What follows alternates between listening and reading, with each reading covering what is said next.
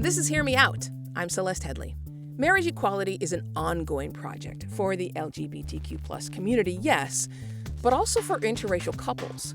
Supreme Court justices on the court now have expressed interest in reevaluating whether interracial marriage can be banned. And there are people alive today whose marriages in the mid-20th century were illegal in this country. It's only been 57 years since honoring interracial marriage was made the law of the land. So that sounds like progress. And so does the substantial increase we've seen in interracial marriages and mixed-race kids. But is it really a sign of racial progress? If you are a white person who is dating a person of color, you should really be an exemplary-ass white person. People of color have a responsibility to themselves to hold the white people that they partner with to a certain standard, and a lot of us have not done that. Jamilah Lemieux of Slate's Care and Feeding joins Hear Me Out in just a moment. Stay with us. Welcome back to Hear Me Out. I'm Celeste Headley. So if you are mixed race like I am, identity is often complicated. Not only do people constantly ask, "What are you?" but defining your racial background is a longer conversation than it is for most people. You check the other box on a lot of forms and you describe yourself with hyphens.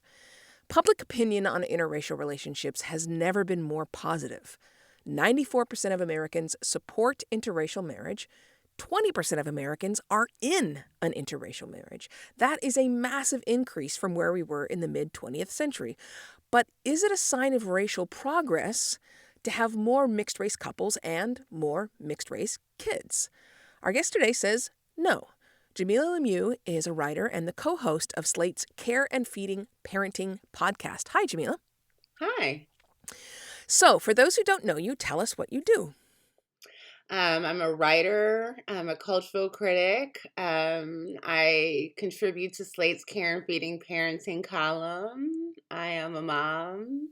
So we're going to be talking about racial identity in here. So I am Black and Jewish. And what is your racial identity? I am Black. I have a Black parent and a biracial parent. So tell us your thesis here in as brief as you can. What is your opinion? Yeah, I'm not of the opinion that an increase in interracial marriages or children is a sign of racial progress, because those individual relationships don't necessarily point to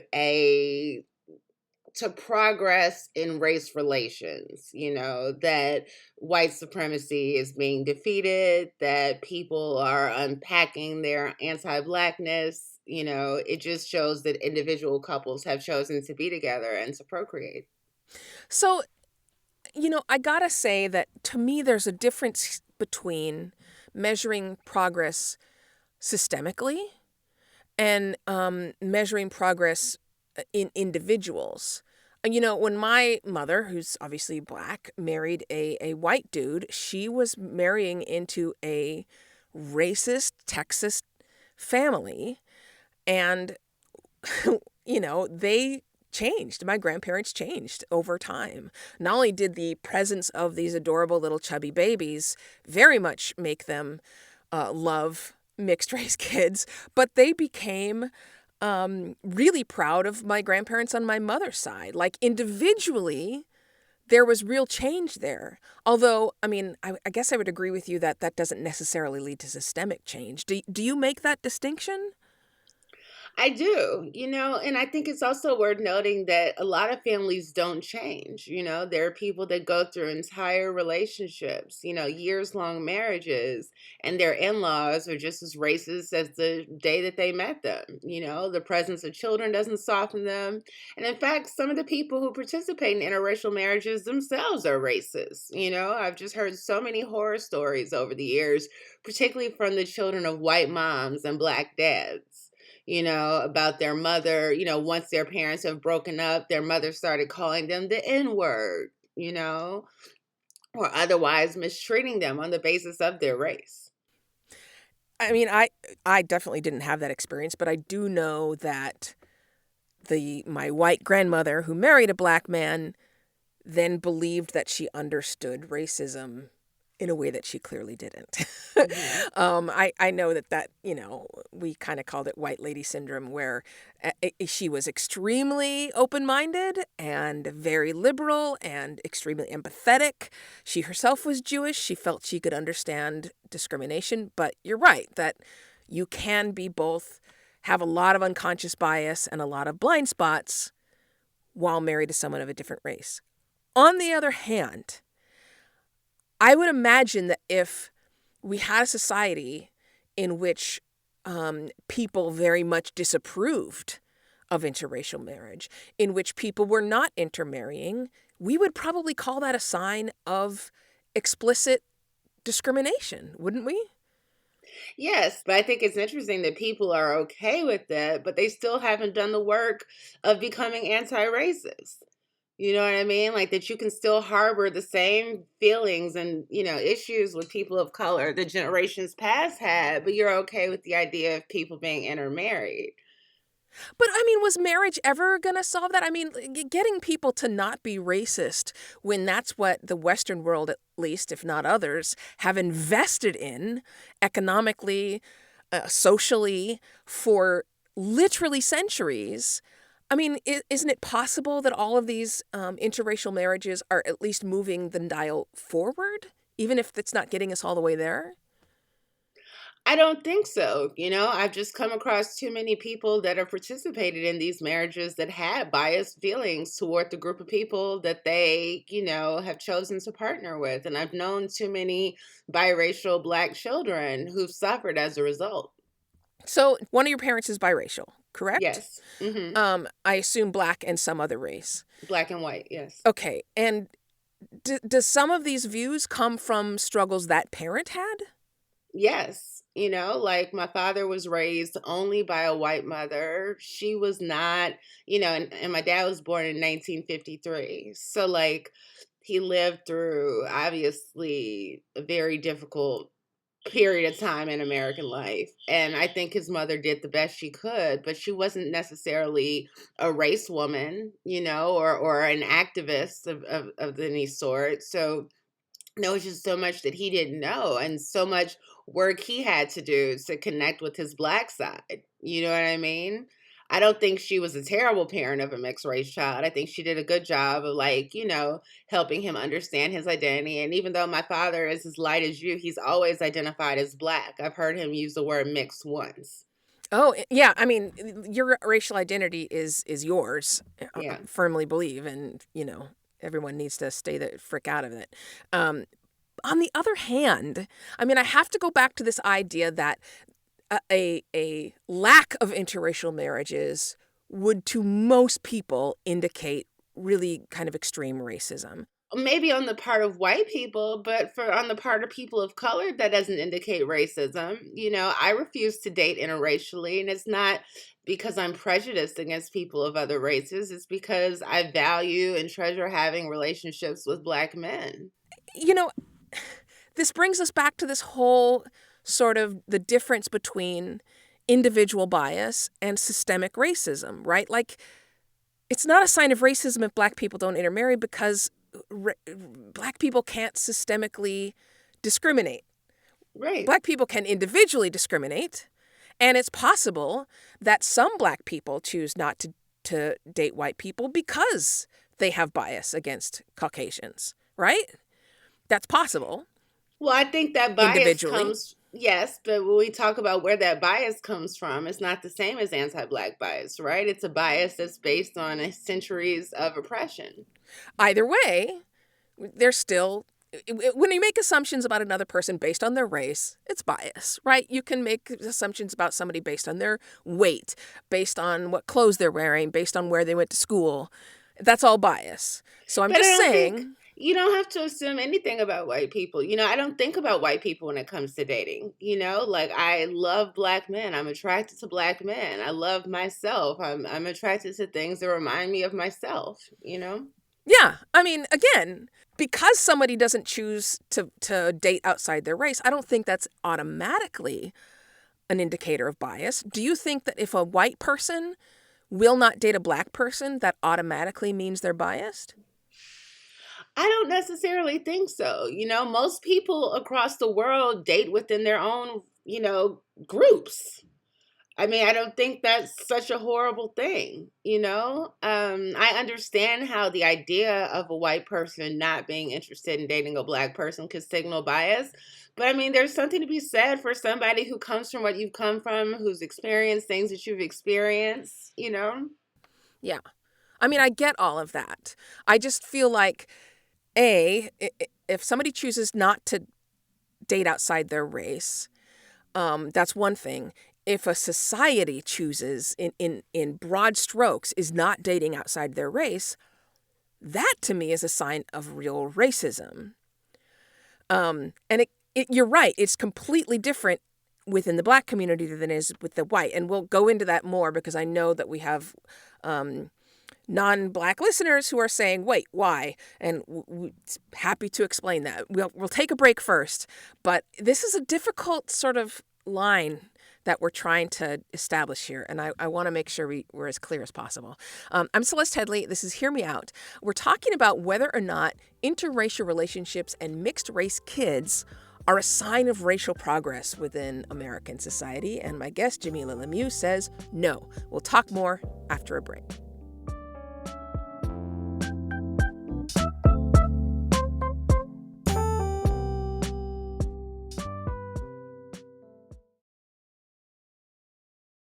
Are you tired of being defined by labels? Join me on Immigrantly, where we explore the complex and evolving nature of human identity. I'm Sadia Khan, and as a rights activist, social entrepreneur, immigrant, and mom, I'm fascinated by the stories we create around our identities and how they shape our lives. Every Tuesday, we drop new episodes diving into the dynamics of our relationships with our identities. Listen to Immigrantly wherever you get your podcasts. In 1993, while covering the Bank of Credit and Commerce International scandal as a reporter for Time magazine, I appeared on television for the first time at age 25. And so we have asked a reporter to come in and help us with it who has covered that case for 2 years for Time magazine, John Dickerson. Did the jury get any of this today? I was terrified. 6-month trial. Are you going to be there the whole time? I'm not sure. That's up to my editors, but 125 or more witnesses being called. Okay, John Dickerson. I have been talking to you ever since about political campaigns, political scandals, the evolving state of our democracy. Along the way, I've also been talking to myself in notebooks I've carried in my back pocket. I had one in my back pocket in August of 1993, as I do right now.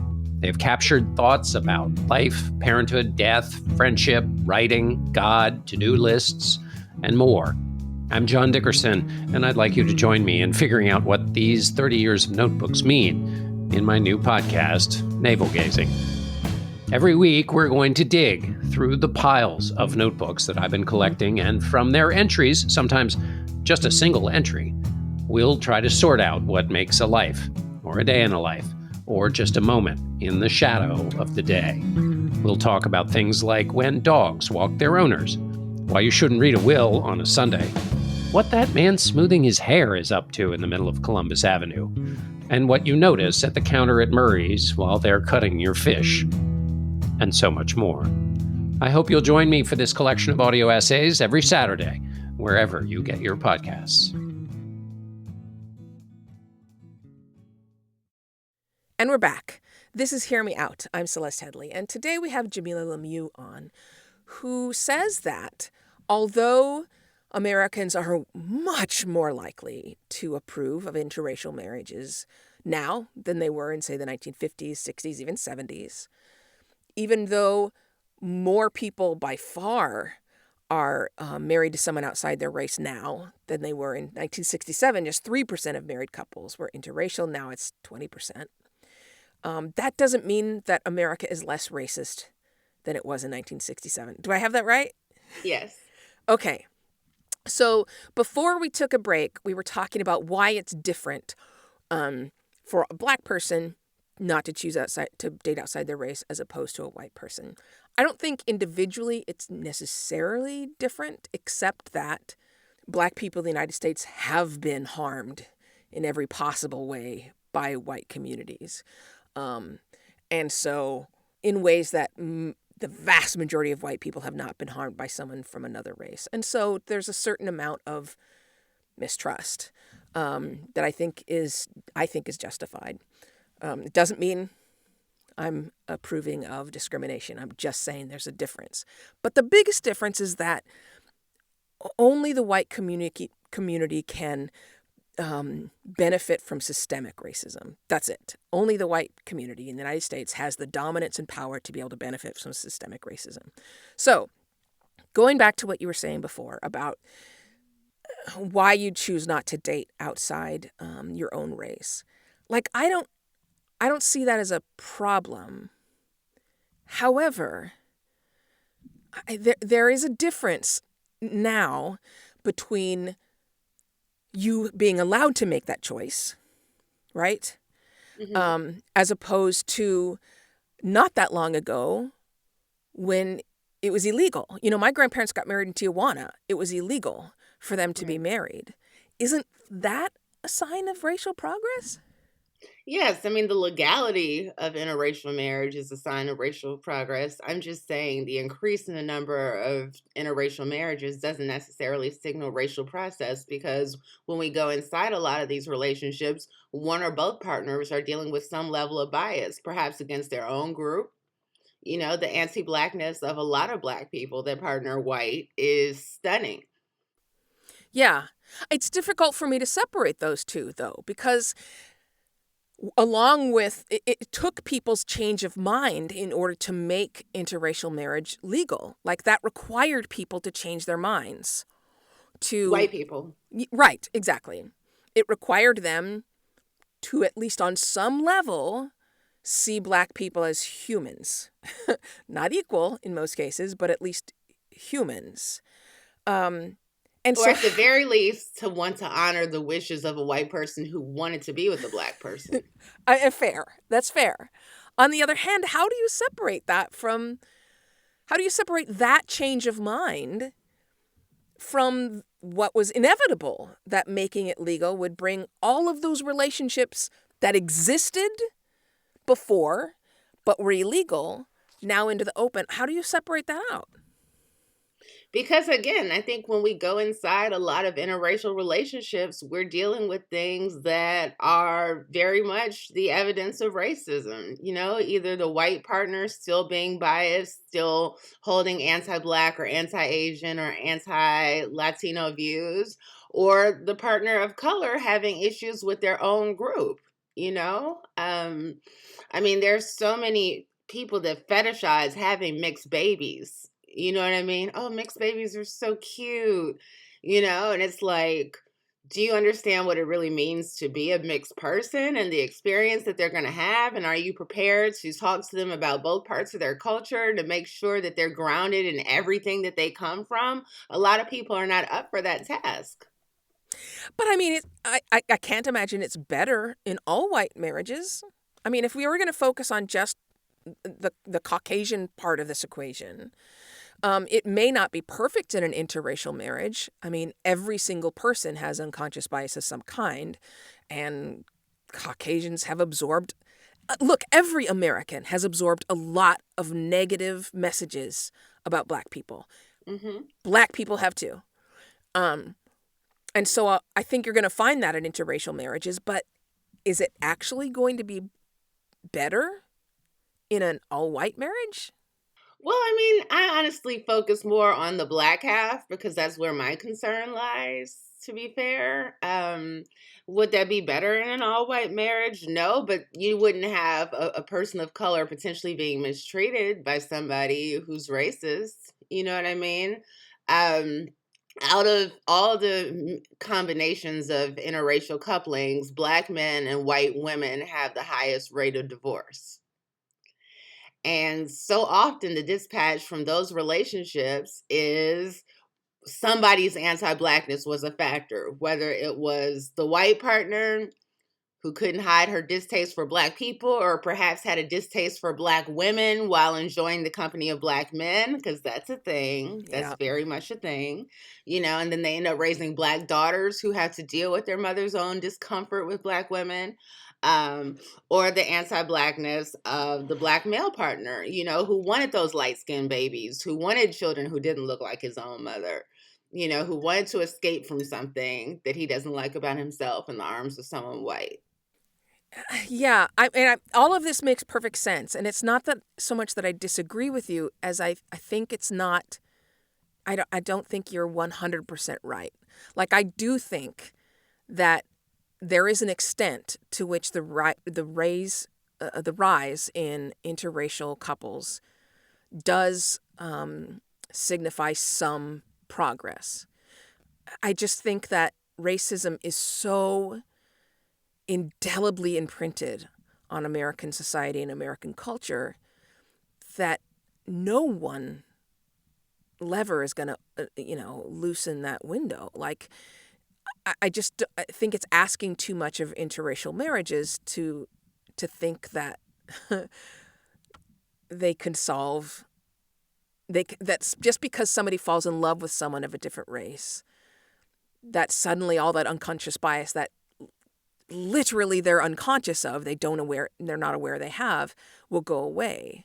Like, it's always going to take more than falling in love with somebody.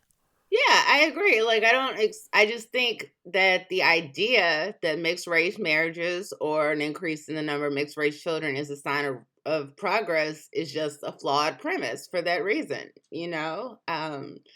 That's not like, I don't think that work should be put on the backs of individual marriages, and I think it's not surprising that so many of these marriages fail because of what they're up against, because they're dealing with people who've been indoctrinated with unconscious biases their entire lives, expected to somehow shed that skin because they fall in love with someone.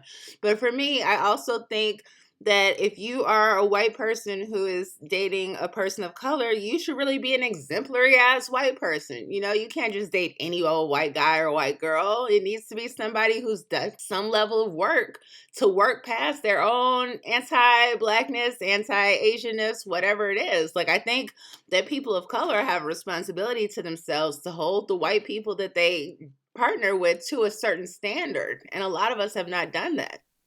I will say, though, as a mixed race person, especially somebody who's very light skinned, and I also, as a caveat here, my family has been marrying light skinned people since the end of the Civil War. And that decision is inherently racist, right? They are, at least on some level, assuming that the lighter the skinned their kids have, the safer and more successful they'll be.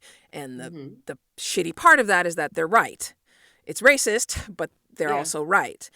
On the other hand, I will say that because I'm what's known as racially nondescript, it has given me a pretty nuanced view, not better or more insightful, just a different view than other people, right? Like, I think that mixed race people sometimes get a different perspective. And I think it has helped me. I can't say anything about the white guy who was my dad, but for me as a mixed race kid, I think it really has moved me forward. I don't know. I think the experience that you have has a lot to do with what you look like, So if you are a mixed race child who looks ethnically Black, like, you're going to have a different experience from somebody who looks like you. And I do understand. I think that on some level, even being the child of a mixed race child, I have a certain level of understanding of the duality of that experience and what it means to be both and I respect it, but I just think that, again, if we go inside, if we interrogate so many of these relationships, we're finding some stuff that's really vile and it impacts the children. Okay, we have to take another break, but when we come back, we're going to dig into what you just said. I'm here with Jamilah Lemieux, and this is Hear Me Out, a podcast from Slate. I'm Celeste Headley. We will be right back.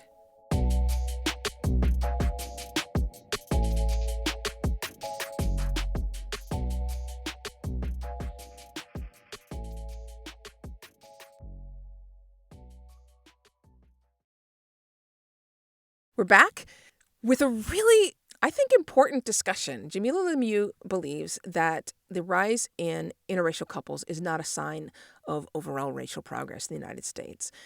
And while I agree with that, Jamilah, I also think just before the break you said that oftentimes when we sort of peel back the cover of these interracial marriages, we find something really vile. I think that's kind of unfair. I mean, I think that would be true of some marriages. I think it's also true of some marriages that are not interracial. But I think there are interracial marriages where both parties got married because they loved one another and they're doing their absolute best. And in many cases, doing better than people who are not part of an interracial marriage. That in order to stay married, which is difficult regardless of who you are, they are learning and growing as people. I don't disagree. I know people that are in healthy interracial marriages. Like, this is not a broad sweeping condemnation of interracial marriage. I wish there was more study into the realities of interracial marriages. I wish there were more, I wish we knew more about what these individual relationships look like, because there have just been so many dispatches from the children of mixed race marriages that are like, this was really awful for me. Like, I had to deal with the anti-Blackness of one or both of my parents, and it had an impact on me. Or I had to deal with a parent who wasn't willing to learn anything, in order to parent me the way I needed to be parented. Just the number of people who are raising mixed race children who want them to be colorblind, or tell them to identify primarily as mixed without any real inquiry or, search into the Black side of who they are. Because the white side, you're going to get naturally. You're watching Nickelodeon, you're watching Disney, like, you're exposed to white people and white stories, but they're not doing anything to make sure that they're also affirmed in the Black parts of them too. And I think that's really cruel. I'm a contributor to Slate's Care and Feeding Parenting column. And there was a letter that struck me that I got a few years ago from the white mom of a mixed race child whose daughter was complaining about her complexion and that she wished she looked like her mom. And the mother was just kind of lost to how to talk to her about it and, what to say and what to do. And the father was telling her that it was no big deal, that she would just grow out of it. And so, like, on one hand, I appreciate this woman reaching out for help. And I wrote a very comprehensive letter about all the things she needed to do, that both of them needed to do to affirm her Blackness and to make sure that she knew that, like, just because her father hadn't chosen a Black woman doesn't mean that he thought less of Black women, she needed to know that. She needed to know that Black girls are good and special, and also that mixed race Black girls are not better or more special than dark-skinned Black girls. You know what I mean? But, like, you have to seek that knowledge. You know what I mean? Like, most people just don't have that kind of stuff in them inherently unless they've been doing anti-racist work and have been, surrounded by anti-racism for some time. And some of them have. I have a white young girl who's an educator who specializes in teaching Black kids, and she dates Black men, and she knows her shit down. You know what I mean? She also has Black woman friends. You know what I mean? Like, which I think is incredibly important. Like, oftentimes people who date interracially don't have friends of the race that they're dating. Yeah, that can be a warning flag. I mean, you're right that I don't think there is enough study of interracial marriages. On the other hand, we have a lot of research into transracial adoptions. And counter to expectations, researchers have found no significant differences in things like self-esteem, self-worth, success as they get older in life in transracial adoptions. In fact, a number of studies documented that same-race white adoptees were significantly more likely to have disorders, mental health referrals, expulsions from school, etc., compared to transracial adoptees. So we do have the evidence showing that when a person of a different race adopts a child, it doesn't impact the child negatively.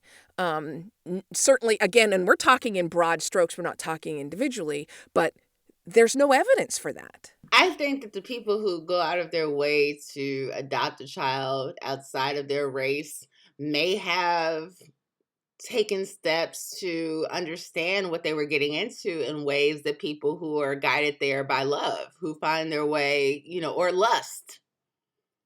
Like I look at the Kardashians and I don't see a group of women that I think are, prepared to raise Black children, but they're collecting them like little exotic pets. So, I mean, I don't want to go back over the same ground we've been over. I don't disagree with you. I mean, I guess that's where I am. It's not that I disagree with you. I just feel like there's in-between space.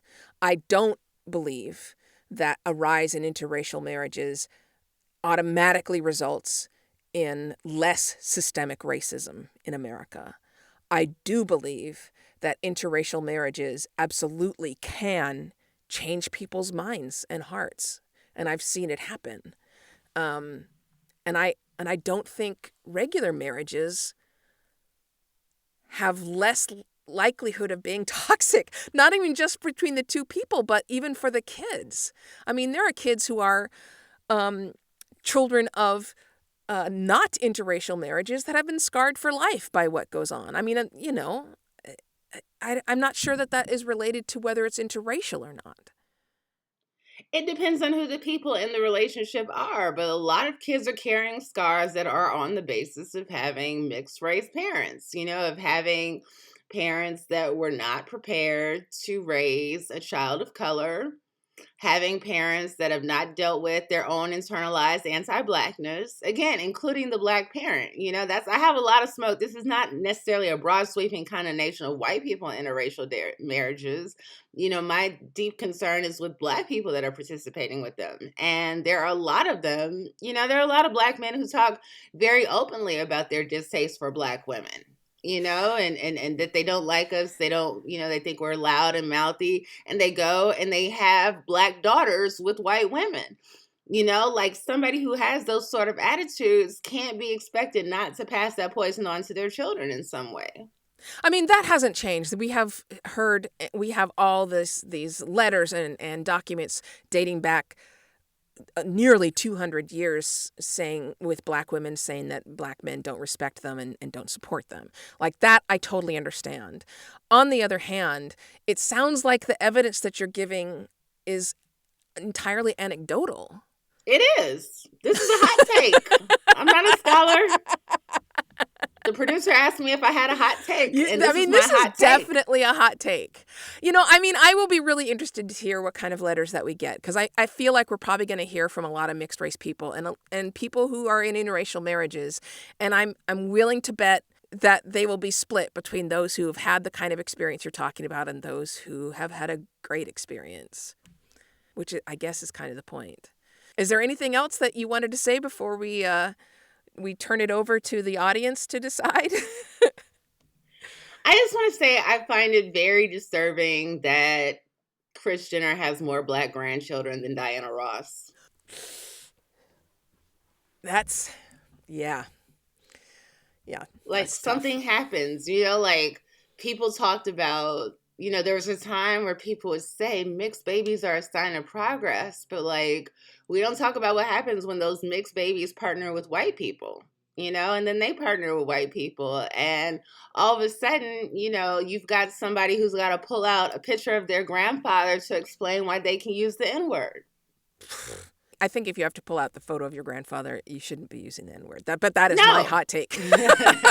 I don't think, regardless of your background, someone who has my complexion should be using the N-word, period. But in any case, we are now going to hear a lot from our listeners. And I really appreciate your bringing this to us, because I think it's a super important discussion, and I don't think it's talked about enough. Well, thank you for having me.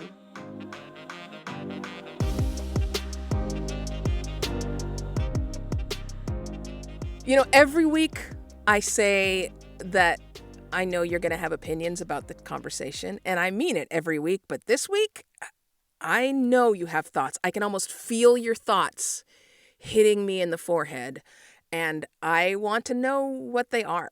I want you to articulate them to us.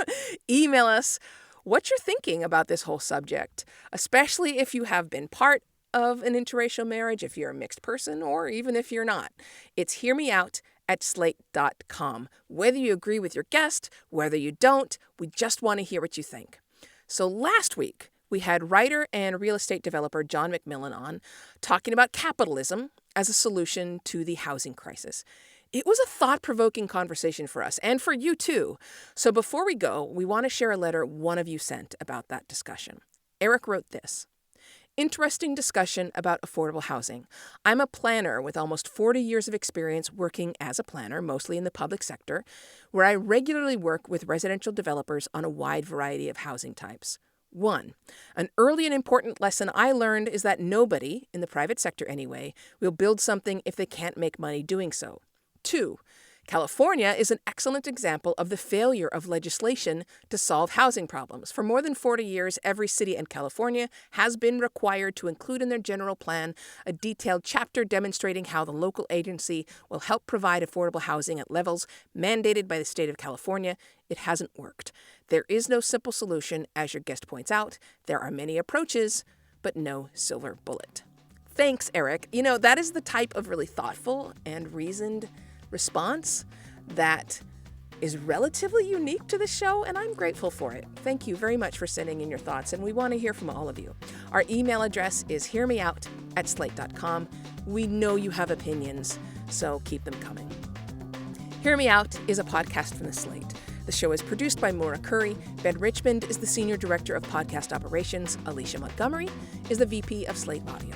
I am your mixed-race host, Celeste Headley. Until next time, speak your mind, but keep it open.